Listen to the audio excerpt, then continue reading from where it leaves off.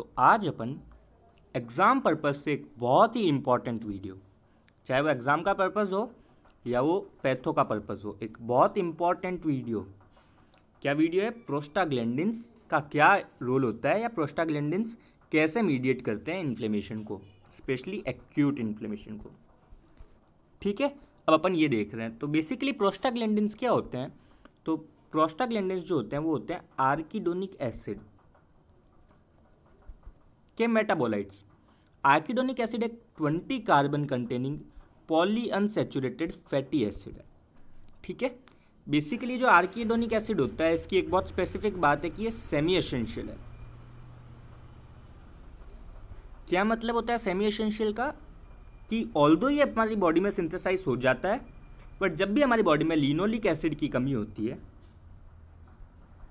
तो हमारी बॉडी को इसकी ज़रूरत पड़ती है, क्योंकि ये बेसिकली लिनोलिक एसिड से बनता है। तो अगर लिनोलिक एसिड ही नहीं है तो हमारी बॉडी को आर्किडोनिक एसिड डाइट में ज़रूरत होगी। और बेसिकली अपन रेगुलर में भी बहुत कम अमाउंट, बट जितना चाहिए होता है हम डाइट में ले ही लेते हैं आर्किडोनिक एसिड को।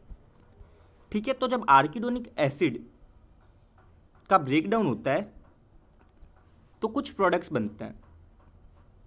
क्या क्या प्रोडक्ट्स बनते हैं? प्रोस्टाग्लैंडिन्स एंड रिलेटेड प्रोडक्ट्स, जैसे प्रोस्टाग्लैंडिन्स हो गया, थ्रोम्बोक्सेन्स हो गया, ल्यूकोट्राइन्स हो गया, लाइपोक्सिन्स हो गया, ये प्रोडक्ट्स बनते हैं। और एक बहुत इम्पॉर्टेंट बात, ये जो प्रोडक्ट्स हैं ये basically her step of inflammation, मतलब जितने भी स्टेप होते हैं उनमें इन प्रोडक्ट्स का कहीं ना कहीं रोल होता है। मतलब ऐसा कोई स्टेप नहीं है जिनको ये प्रोडक्ट क्या मीडिएट नहीं करे। मतलब इन्फ्लेमेशन के हर स्टेप में आर्किडोनिक एसिड मेटाबोलाइट्स का रोल आता है। अब अपन शुरू करते हैं कि क्या होता है। तो देखो, आर्किडोनिक एसिड मेटाबोलाइट बेसिकली एक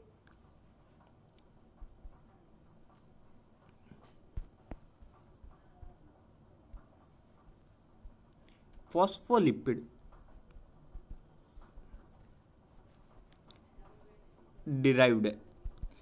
क्यों फॉस्फोलिपिड डिराइव्ड है? तो देखो, एक बात समझो कि जैसे ये बेसिकली हमारा सेल है, ठीक है, हमारे सेल में आर्किडोनिक एसिड ऐसे फ्री नहीं पड़ा होता। हमारे सेल में आर्किडोनिक एसिड फ्री नहीं पड़ा होता है। मान लीजिए सेल की मेम्ब्रेन है, तो सेल की मेम्ब्रेन के ऊपर जो फॉस्फोलिपिड्स होते हैं, मान लीजिए सेल की मेम्ब्रेन के ऊपर कोई फॉस्फोलिपिड है, उसके साथ आर्किडोनिक एसिड एस्टरिफाइड फॉर्म में होता है। किस फॉर्म में होता है? एस्टरिफाइड फॉर्म में होता है। अब मान लीजिए कोई ना कोई परेशानी आ जाती है, मतलब किसी भी तरह की इंजरी हो गई। तो जब किसी तरह की इंजरी होती है तो हमारे सेल के अंदर कुछ चेंजेस होते हैं, कुछ सिग्नल्स आते हैं। ठीक है, वो सिग्नल्स क्या करते हैं? वो सिग्नल्स फॉस्फोलाइपेज को एक्टिवेट कर देते हैं। और स्पेसिफिकली अगर बात करें तो फॉस्फोलाइपेज A2 को एक्टिवेट कर देते हैं। किसको एक्टिवेट कर देते हैं? फॉस्फोलाइपेज A2 को। जिसका क्या काम होता है? तो जिसका काम होता है बेसिकली ये जो फॉस्फोलिपिड के साथ जुड़ा हुआ था आर्किडोनिक एसिड एस्टरिफाइड फॉर्म में, उसको तोड़ देता है और आर्किडोनिक एसिड अब फ्री हो जाता है, जिसका मेटाबॉलिज्म हो सकता है। समझ रहे हो? तो अब देखो इसकी बात समझते हैं। मान लीजिए किसी भी तरह का स्टिमुलाई आता है, चाहे वो फिजिकल हो, केमिकल हो, या कोई दूसरा इन्फ्लेमेशन का मीडिएटर हो, जैसे कॉम्प्लीमेंट 5 एक्टिवेटेड फॉर्म में, तो क्या करता है? वो सेल को एक्टिवेट कर देता है। सेल एक्टिवेट होने से क्या होता है? तो उसके अंदर कुछ चीज़ें होती है, जैसे काइनेज। ऑब्वियस से अब कोई आया, उसने सेल को एक्टिवेट कर दिया तो अंदर काइनेज एक्टिवेट हो गए, या और साथ में उसके अंदर इंट्रासेलुलर कैल्शियम लेवल बढ़ गया, जिसके कारण phospholipase A2, specifically phospholipase A2 activate हो जाता है, जो मेम्ब्रेन में आर्किडोनिक एसिड था एस्टरिफाइड फॉर्म में, उसको ब्रेक डाउन करके क्या बना देता है? प्रोस्टाग्लैंडिन्स, साथ में ल्यूकोट्राइन्स, लाइपोक्सिन्स, ये बना देता है। और इनको बेसिकली इन सबको साथ में क्या बोलते हैं? इकोसिनोइड्स। ठीक है, अब ये क्या करते हैं? प्रोस्टाग्लैंडिन्स वगैरह ये कुछ इंट्रासेलुलर और एक्स्ट्रा सेलुलर सिग्नल्स बनाते हैं, जिनको जी प्रोटीन कपल रिसेप्टर्स, मतलब जब सिग्नल बनाएंगे तो कोई ना कोई रिसेप्टर उसको देखेगा, मतलब लेगा, तो जी प्रोटीन कपल रिसेप्टर सिग्नल्स को लेता है और इन्फ्लेमेशन को मीडिएट करता है। तो बेसिकली ये तो सब था कि प्रोस्टाग्लैंडिन मतलब आर्किडोनिक एसिड कैसे बाकी सब बनाता है, अब अपन एक एक को समझते हैं कि क्या होता है। ठीक है, तो अपन सबसे पहले प्रोस्टाग्लैंडिन्स को समझते हैं। तो प्रोस्टाग्लैंडिन्स कौन कौन बनाता है? तो mast cells, macrophages, endothelial cells, ये प्रोस्टाग्लैंडिन बनाते हैं। और बेसिकली जो एंजाइम, मतलब आप ये मान लीजिए ये आर्किडोनिक एसिड है। ठीक है, इस आर्किडोनिक एसिड से दो चीज़ें अपन ले लेते हैं, प्रोस्टाग्लैंडिन और ल्यूकोट्राइन। तो इस आर्किडोनिक एसिड से प्रोस्टाग्लैंडिन भी बन रहा है और ल्यूकोट्राइन भी बन रहा है। अब दो अलग अलग चीज़ें बन रही है एक ही चीज़ से, तो ऑब्वियस एंजाइम अलग अलग होगा। तो यहाँ पे कौन सा एंजाइम होता है जो प्रोस्टाग्लैंडिन बनाता है? वो होता है साइक्लोऑक्सीजनेज। कौन सा एंजाइम होता है? साइक्लोऑक्सीजनेज। और ये कौन सा होता है? लाइपोऑक्सीजनेज। तो अपन अभी पहले की बात कर रहे हैं क्योंकि अपन प्रोस्टाग्लैंडिन्स देख रहे हैं। तो साइक्लोऑक्सीजनेज एंजाइम्स क्या करते हैं? आर्किडोनिक एसिड को प्रोस्टाग्लैंडिन्स में कन्वर्ट कर देते हैं। किस में कन्वर्ट कर देते हैं आर्किडोनिक एसिड को? प्रोस्टाग्लैंडिन्स में। अब हमारी बॉडी में दो तरह के साइक्लोऑक्सीजनेज होते हैं। पहले साइक्लोऑक्सीजनेज 1, जो तो हर सेल में कॉन्स्टिट्यूटिवली प्रेजेंट होता ही है, मतलब उस सेल का कॉन्स्टिट्यूएंट है। क्यों प्रेजेंट होता है? क्योंकि प्रोस्टाग्लैंडिन्स हमारे सेल में बहुत सारे फिजियोलॉजिकल एक्शन भी करते हैं। नॉर्मली प्रोस्टाग्लैंडिन्स हमारे सेल्स में बहुत सारे फिजियोलॉजिकल एक्शन करते हैं, चाहे वो जीआईटी का सेल हो तो जीआईटी के सेल्स में प्रोटेक्शन का काम करते हैं। ठीक है, या वो किडनी का सेल हो, वहाँ पे वो क्या करते हैं? सॉल्ट वाटर लेवल बैलेंस करके रखते हैं। तो वो फिजियोलॉजिकल काम खूब करता है प्रोस्टाग्लैंडिन। और दूसरे होते हैं कॉक्स-2, ये तो था कॉक्स-1, एक होता है कॉक्स-2। ये जो COX सेकेंड मतलब साइक्लोऑक्सीजनेज सेकेंड है, ये इंड्यूसिबल है। ये किस फॉर्म में आता है? जब बॉडी में इन्फ्लेमेशन होता है तो ये एंजाइम हमारे सेल में एक्टिवेट हो जाता है या इंड्यूस हो जाता है। बाकी नॉर्मली कौन सा एंजाइम रहता है? कॉक्स-1 रहता है। तो अब अपन देखते हैं क्या हुआ। सेल मेम्ब्रेन का फॉस्फोलिपिड्स थे, सेल मेम्ब्रेन फॉस्फोलिपिड्स के फॉर्म में था आर्किडोनिक एसिड। ठीक है, वो टूटा, आर्किडोनिक एसिड बना। ठीक है, किसने तोड़ा? तो थ्रोम्बोक्सिन, मतलब क्या नाम था उसका? फॉस्फोलाइपेज A2 ने तोड़ा था। ठीक है, अभी आर्किडोनिक एसिड आगे कन्वर्ट होता है साइक्लोऑक्सीजनेज की प्रेजेंस में, चाहे वो COX-1 हो या COX सेकेंड हो, प्रोस्टाग्लैंडिन G2 में। प्रोस्टाग्लैंडिन G2 प्रोस्टाग्लैंडिन H2 में कन्वर्ट होता है। और prostaglandin H2 basically prostaglandin H2 अलग अलग टिश्यू में अलग अलग प्रोडक्ट में कन्वर्ट होता है, क्योंकि हर टिश्यू में कोई अलग एंजाइम होता है। जैसा अगर एग्जांपल की बात करें तो अपने जो प्लेटलेट्स होती है इसके अंदर एंजाइम होता है थ्रोम्बोक्सिन सिंथेज। तो यहाँ पे PGH2 प्रोस्टाग्लैंडिन H2 किस में कन्वर्ट हो जाता है? थ्रोम्बोक्सिन में, थ्रोम्बोक्सिन A2 में कन्वर्ट हो जाता है। ठीक है, जो थ्रोम्बोक्सिन A2 थोड़े टाइम बाद थ्रोम्बोक्सिन B2 में कन्वर्ट हो जाती है, जो इनएक्टिव फॉर्म है। तो बेसिकली प्लेटलेट्स में, ये मान लीजिए आपकी प्लेटलेट है, प्लेटलेट में प्रोस्टाग्लैंडिन H2 किसमें कन्वर्ट होता है? तो वो कन्वर्ट होता है थ्रोम्बोक्सिन में। अब इस थ्रोम्बोक्सिन में काम, अगर थ्रोम्बोक्सिन का अपन काम देखें तो बेसिकली थ्रोम्बोक्सिन दो काम करते हैं। थ्रोम्बोक्सिन के दो काम है। पहला तो ये प्लेटलेट एग्रीगेशन करवा देता है, इसीलिए प्लेटलेट में हो रहा है ताकि प्लेटलेट एग्रीगेशन करवा सके। और दूसरा इसका बहुत इंपॉर्टेंट काम है वैसो कॉन्स्ट्रिक्शन। क्या करवाता है ये? Vaso constriction. अपन हर फंक्शन के बारे में अभी बात करेंगे, बट ये बेसिकली ये दो बहुत इंपॉर्टेंट काम थे। क्या करवाता है? पहला प्लेटलेट का एग्रीगेशन और दूसरा करवाता है वैसो कॉन्स्ट्रिक्शन। अगर अपन एंडोथीलियल सेल की बात करें तो एंडोथीलियल सेल में एंजाइम प्रेजेंट होता है प्रोस्टासाइक्लिन सिंथेज। क्या एंजाइम होता है? Prostacyclin synthase. वो क्या करता है? वो प्रोस्टाग्लैंडिन H2 को प्रोस्टाग्लैंडिन I2 में कन्वर्ट कर देता है। किसको किस में कन्वर्ट करता है? तो सबसे पहले तो प्रोस्टाग्लैंडिन G बनाता, G से H बनाता और H से I बनता है। इन प्रोस्टाग्लैंडिन I2 को अपन बोलते हैं प्रोस्टासाइक्लिन्स, जो थोड़े टाइम बाद प्रोस्टाग्लैंडिन F1 अल्फा में कन्वर्ट हो जाते हैं। बेसिकली GHI ये इसके स्ट्रक्चर पे बेस्ड है नाम, ठीक है। और जबकि अगर इनमें 1-2 की बात करें तो ये इसमें कितने डबल बॉन्ड है, ठीक है, क्या उसका डिग्री ऑफ अनसैचुरेशन है उस पर बेस्ड है। तो अगर अपन बात करते हैं तो क्या होता है कि प्रोस्टासाइक्लिन I2 की अगर अपन बात करें तो इसका बेसिकली काम है, इनका काम था प्लेटलेट एग्रीगेशन करवाना, तो इसका काम है प्लेटलेट एग्रीगेशन को रोकना, ठीक है। ये प्लेटलेट एग्रीगेशन को रोकता है। इसका काम क्या था? थ्रोम्बोक्सिन A2 का। इस थ्रोम्बोक्सिन A2 का काम था प्लेटलेट एग्रीगेशन करवाना, दूसरा वैसो कॉन्स्ट्रिक्शन, तो इसका काम होता है वैसो डायलेशन। मतलब बेसिकली थ्रोम्बोक्सिन A2 और प्रोस्टाग्लैंडिन I2 ये दोनों एक दूसरे के एंटागोनिस्ट है, उल्टे काम करते हैं, और ये दोनों जब बैलेंस बन के रहते हैं तो ही हमारी बॉडी में सब काम सही से होता है। ठीक है, बाकी की अगर अपन बात करें तो ये प्रोस्टाग्लैंडिन D2 है, प्रोस्टाग्लैंडिन E2 है, इनका काम है वैसो डायलेशन। ठीक है, और साथ में इनका काम है मेम्ब्रेन की परमिएबिलिटी को बढ़ाना। किसको बढ़ाते हैं ये? मेम्ब्रेन परमिएबिलिटी को बढ़ाते हैं। जब भी वैसो डायलेशन होता है मेम्ब्रेन परमिएबिलिटी बढ़ानी पड़ती है ताकि ल्यूकोसाइट अंदर से बाहर जा सके, है ना। कुछ पैथोलॉजिकल बात करें तो पेन और फीवर, इसमें PGI मतलब प्रोस्टाग्लैंडिन E2 इंपॉर्टेंट है, बहुत बार वाइवा में पूछ लेते हैं, इसलिए इस बात को मैंने लिख दिया कि ये फीवर को इंड्यूस करवाता है और हाइपर एल्जेसिया होता है, मतलब ये पेन को भी, पेन सेंसेशन भी करवाता है प्रोस्टाग्लैंडिन E2। अगर अपन क्लिनिकल की बात करें तो क्लिनिकल की बात यहाँ पे करनी बहुत ज़रूरी है। तो अपन क्या बात कर रहे हैं? साइक्लोऑक्सीजनेज। ठीक है, जितनी बहुत सारी एंटी इन्फ्लेमेटरी ड्रग्स बेसिकली काम क्या करती है? तो वो मीडिएटर्स को कहीं ना कहीं पे रोक देती है। ठीक है, तो बेसिकली साइक्लोऑक्सीजनेज का क्या काम था? तो साइक्लोऑक्सीजनेज का काम था आर्किडोनिक एसिड से प्रोस्टाग्लैंडिन बनाना। अगर अपन यहाँ पे जो साइक्लोऑक्सीजनेज है इसको रोक देते हैं तो प्रोस्टाग्लैंडिन नहीं बनेंगे।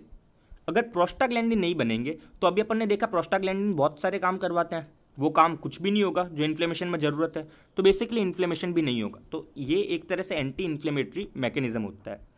अगर अपन बात करें तो साइक्लोऑक्सीजनेज इनिबिटर्स कौन कौन से होते हैं? तो हमारी जो एस्पिरिन होती है या जो non steroidal anti inflammatory drugs होती है, ये साइक्लोऑक्सीजनेज इनिबिटर्स होती है। अगर अपन स्टेरॉइडल्स की बात करें तो आर्किडोनिक एसिड को ही नहीं टूटने देती। ठीक है, वो किसको नहीं टूटने देती? सॉरी, सेल मेम्ब्रेन फॉस्फोलिपिड जो होते हैं ना, उसको ही आर्किडोनिक एसिड में कन्वर्ट नहीं होने देती, यहीं पे पहले स्टेप में ही रोक देती है। जबकि साइक्लोऑक्सीजनेज किसको रोकती है? आर्किडोनिक एसिड से प्रोस्टाग्लैंडिन बनने के स्टेप।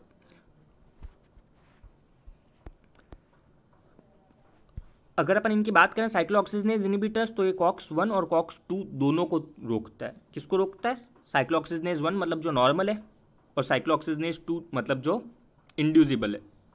ठीक है, बट इसमें एक टेंशन की बात है। टेंशन की बात ये है कि अपन ने बोला कि COX-1 कॉन्स्टिट्यूटली प्रेजेंट है, तो अगर ये कॉन्स्टिट्यूटली प्रेजेंट है तो हमारी बॉडी में जितने भी फिजियोलॉजिकल काम हो रहे हैं वो भी नहीं हो पाएंगे, क्योंकि अब तो प्रोस्टाग्लैंडिन्स ही नहीं बन रहे हैं।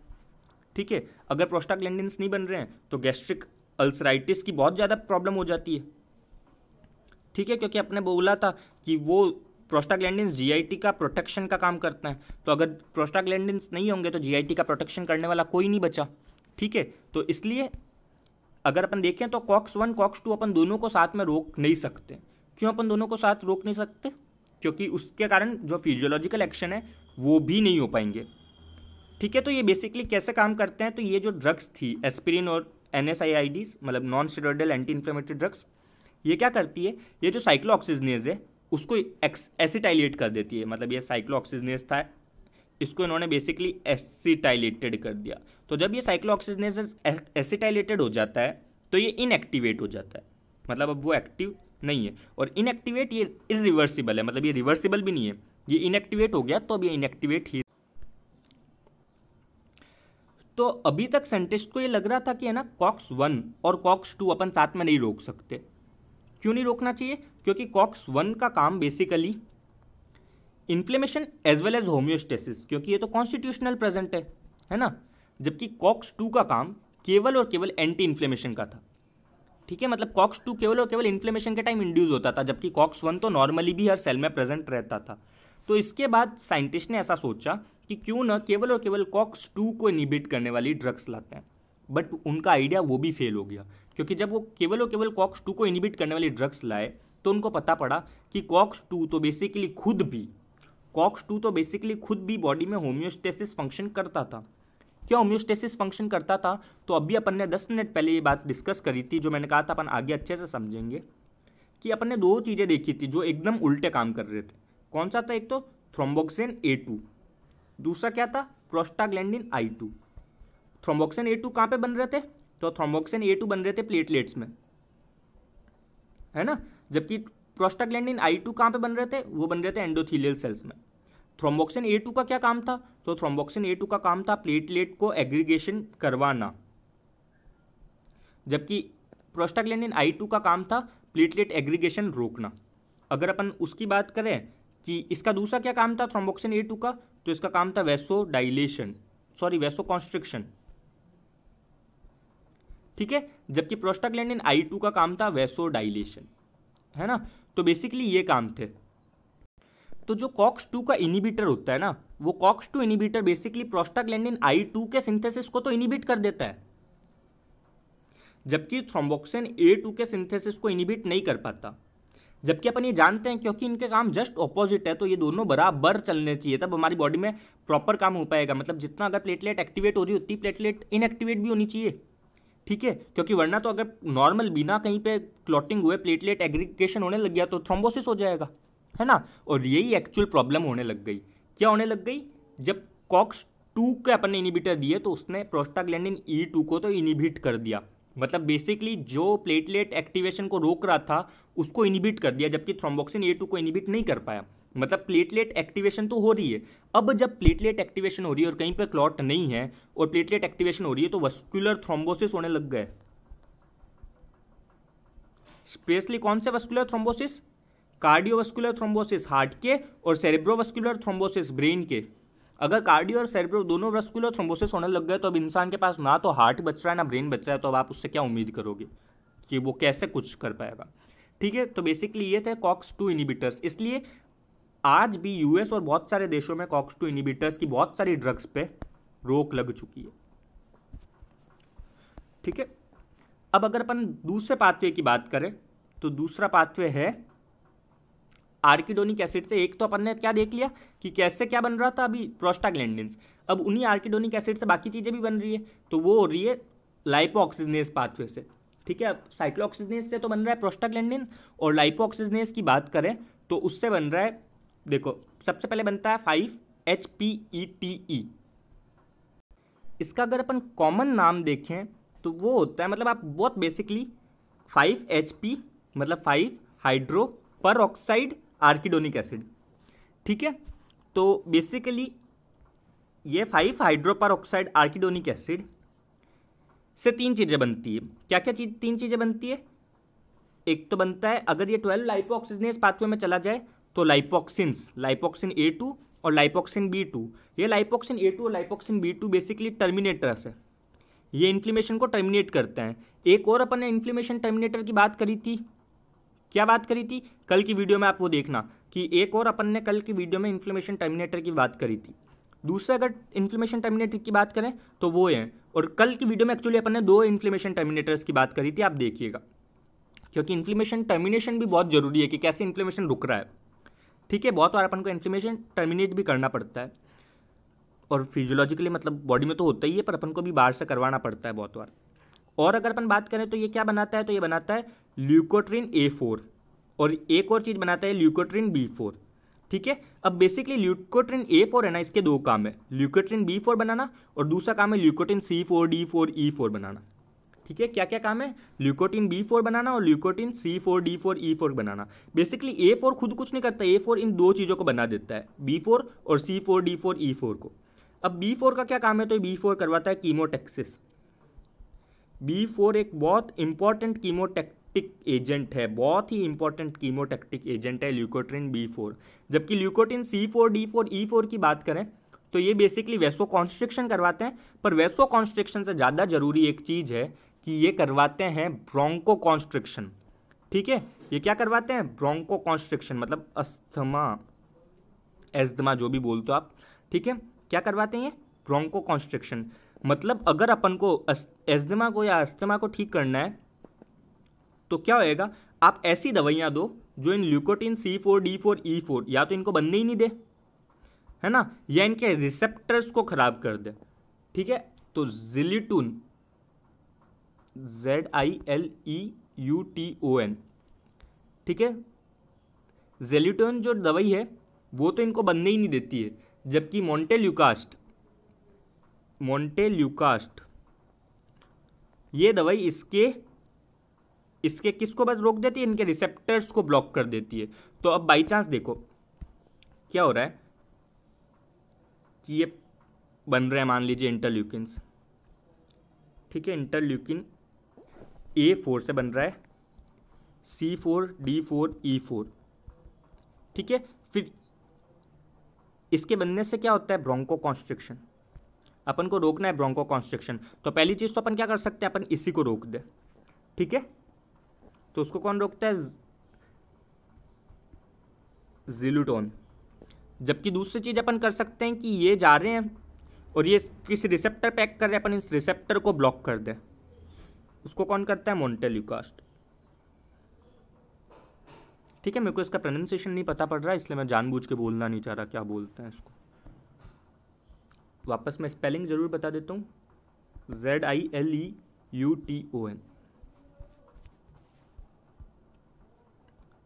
ठीक है। तो इसके बाद अपन एक बार फाइनली सबके फंक्शंस देख लेते हैं, फाइनल सबके फंक्शंस देख लेते हैं। तो प्लेटलेट एग्रीगेशन कौन करवाता है, थ्रोम्बोक्सिन A2, जबकि प्रोस्टाग्लैंडिन I2 प्लेटलेट एग्रीगेशन को रोकता है। ब्रोंकोडाइलेशन कौन करवाता है, तो प्रोस्टाग्लैंडिन D2, E2, I2, इसका काम है ब्रोंकोडाइलेशन करवाना।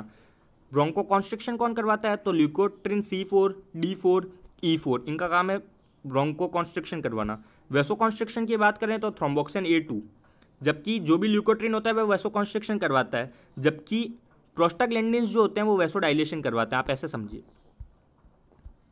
बेसिकली जो प्रोस्टाग्लैंडिन्स हैं वो करवा रहे हैं वैसो डायलेशन, जबकि जो ल्यूकोट्रिन्स हैं ये करा रहे हैं वैसो कॉन्स्ट्रिक्शन, ठीक है। तो वैसो कॉन्स्ट्रिक्शन कौन करवा रहा है, ल्यूकोट्रिन C4, D4, E4, जबकि वैसो डायलेशन कौन करवा रहा है, प्रोस्टाग्लैंडिन D2, E2, I2। ये जो दो चीज़ें थी, प्लेटलेट एग्रीगेशन और मतलब प्लेटलेट एग्रीगेशन कौन करवाता है और कौन रोकता है, अपन अभी अच्छे से समझ चुके हैं, ये आपको याद होने चाहिए। उसके बाद आपको याद होने चाहिए ये वैसोडाइलेशन और वैसोकॉन्स्ट्रिक्शन कौन करवाता है। और एक बहुत इंपॉर्टेंट है कि कीमोटैक्सिस कौन करवाता है, तो ल्यूकोट्रिन B4 जो अभी अपन डिस्कस कर चुके हैं और प्रोस्टाग्लैंडिन D2, ये दो चीज़ें कीमोटैक्सिस करवाती है। अगर अपन लाइपोक्सिन के फंक्शन की बात करें तो लाइपोक्सिन बेसिकली इनिबिटर ऑफ इन्फ्लेमेशन होता है, ठीक है। ये इनिबिट कैसे करता है, तो ये ल्यूकोसाइट रिक्रूटमेंट को इनिबिट करता है, सेलुलर कंपोनेंट्स को सबको इनिबिट करता है, न्यूट्रोफिल्स के कीमोटैक्सिस को इनिबिट करता है, एडिशंस को इनिबिट करता है, तो ये इन सबको इनिबिट करता है। तो बेसिकली ये एक एग्जाम ओरिएंटेड बहुत इंपॉर्टेंट लेक्चर था, वाकई बहुत इंपॉर्टेंट लेक्चर था। और होपफुली आज का लेक्चर तो बोरिंग भी नहीं था पिछले लेक्चर के जैसे। कोशिश तो मैंने की थी बोरिंग नहीं हो, इसलिए मैंने काफ़ी अलग तरह से पढ़ाने की कोशिश की, बट फिर भी अगर आपको लगा हो तो मेरी तरफ से सॉरी, बाकी थैंक यू।